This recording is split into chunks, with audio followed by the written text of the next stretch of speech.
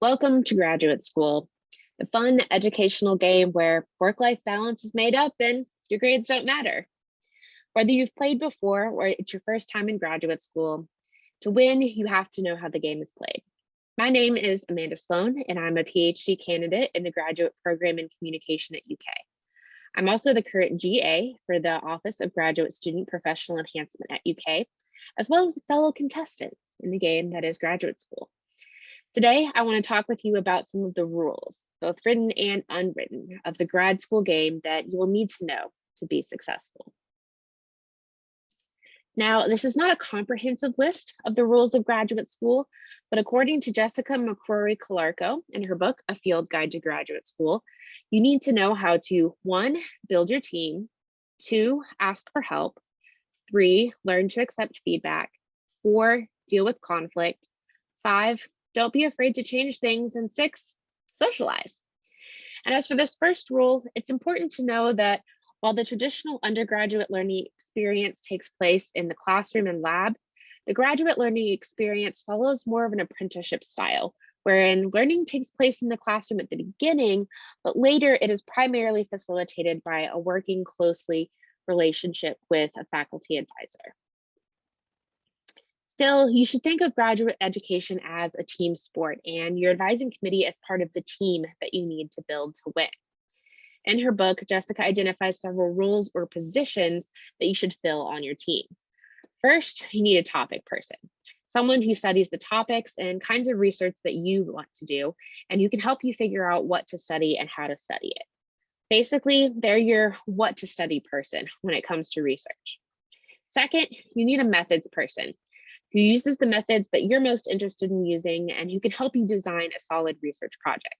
So if your topic person is the what person, then the methods person is your how person.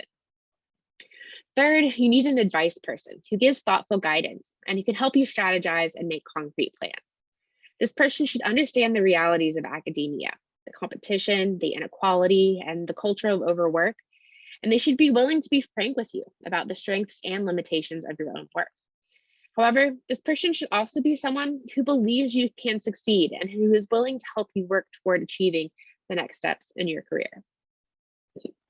Fourth, you need a writing person, someone who writes well and who you can turn to for help in learning to write clearly, concisely, and compellingly about what you find.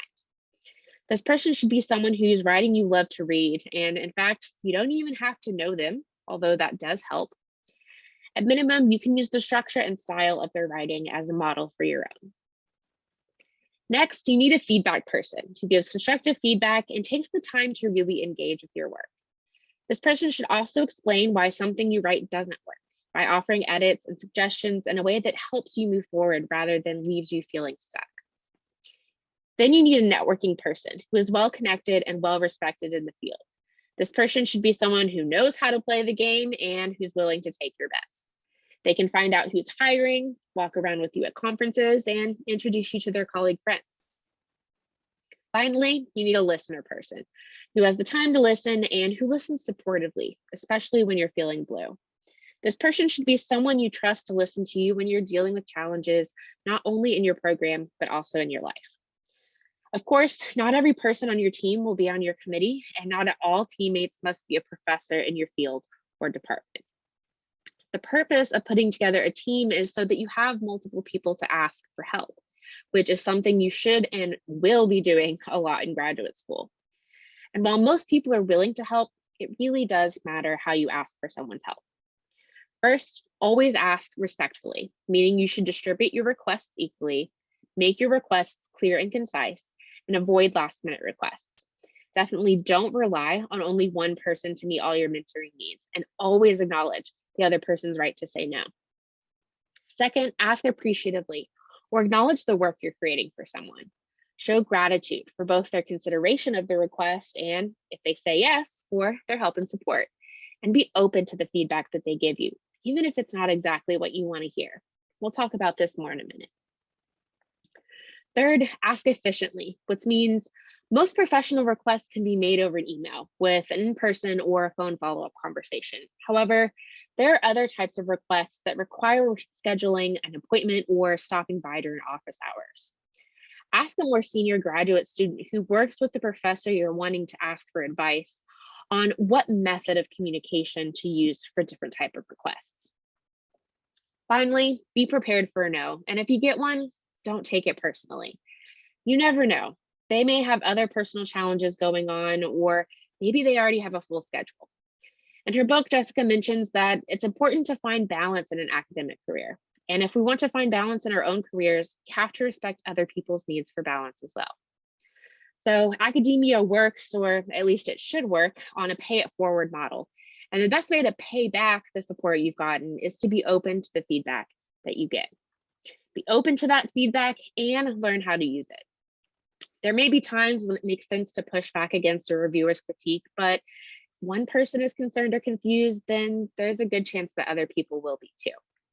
So focus on how to fix the problem to avoid similar problems in the future. And you don't always have to do exactly what the reviewer suggests, but you should use their feedback to figure it out as a guide.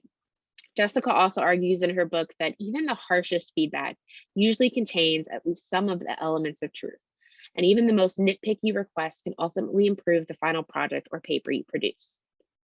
Of course, you don't always know or trust the person you're receiving feedback from, and like any other workplace, disagreements can lead to conflict. It's not knowing how to handle this conflict that can take a serious toll on your mental and physical health, making it much harder for you to succeed. So before you decide to change advisors, change programs, drop out of co-authored projects, or leave academia altogether, know that there are trusted people and organizations on campus that can help you get the support you need to survive and thrive in academia. Harassment, discrimination, and abuse, it is never appropriate, and it's often against university policy and even the law. While it's okay for your mentors to prepare you for cruelty, it is definitely not okay for them to inflict cruelty on you for practice. Similarly, it's okay for your mentors to prepare you for the intensive demands of academia, but it is not okay to overwork you to avoid the work that they're supposed to be doing themselves. In fact, overwork and under mentoring can make you doubt not only yourself, but also your decision to go to graduate school. Look for professors who are thoughtful about how they frame the feedback and work that they give you, that show you how to do better and respect your rights and your time. Unfortunately, some academic relationships just don't work out as planned. Either the professor retires, they move on to a new university, or sometimes your topic changes as well. Accordingly, you shouldn't be afraid to change things up when they're no longer benefiting your education. For instance, advisor-student relationships should be about you, the student, and finding the match that makes the most sense to you. If not, then you should consider looking for a different advisor. Of course, you'll need to approach these tough conversations from a place of openness, appreciation, and respect. Be open about your needs while also acknowledging the support you've received from the other person and your gratitude for that support. And sometimes it's okay to cut the cord, but know that you might still run into that person from time to time. Renegotiating relationships is never easy, but it is possible to have these conversations and leave the relationships intact. And that's good because socializing, whether on campus, off campus, or at conferences, is also a big part of academic culture.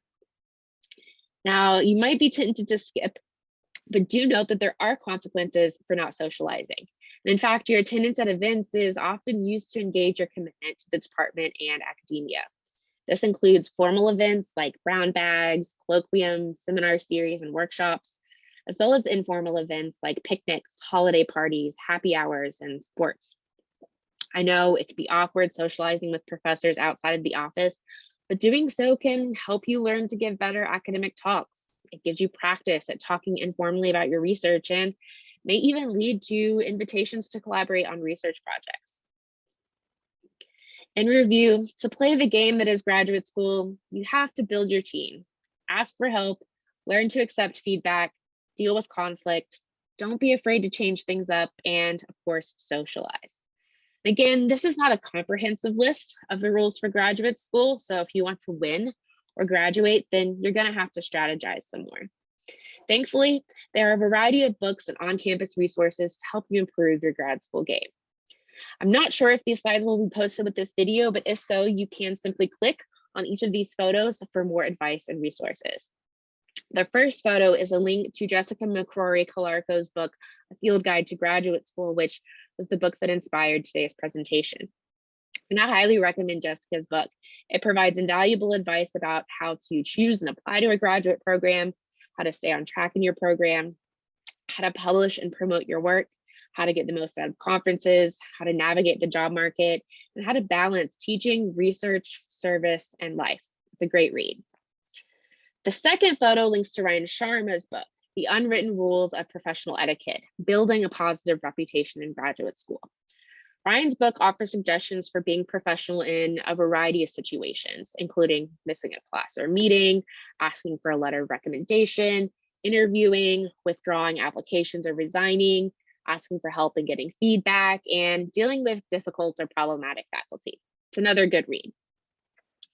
The third photo links to Paul Gray and David Drew's book, What They Didn't Teach You in Grad School, 299 Helpful Hints for Success in Your Academic Career.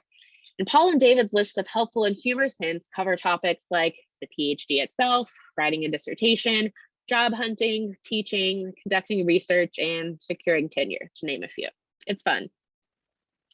The fourth photo links to Dr. E. Alana James's self-published book, Navigating the Hidden Curriculum of Graduate School, Thriving Inside and Outside of Academic Life. And Dr. James' book actually just came out this year, and it covers the necessary academic and cognitive skills you'll need in graduate school, as well as skills for writing and thriving in graduate school and your future career.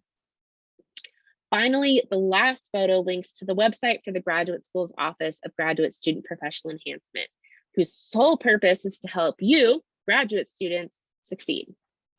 GESB, as it's informally called, assists graduate students in identifying and developing skills that foster growth and well-being in graduate school. And the office also pays for access to multiple resources that can help you optimize your academic, scholarly, pedagogical, and career success.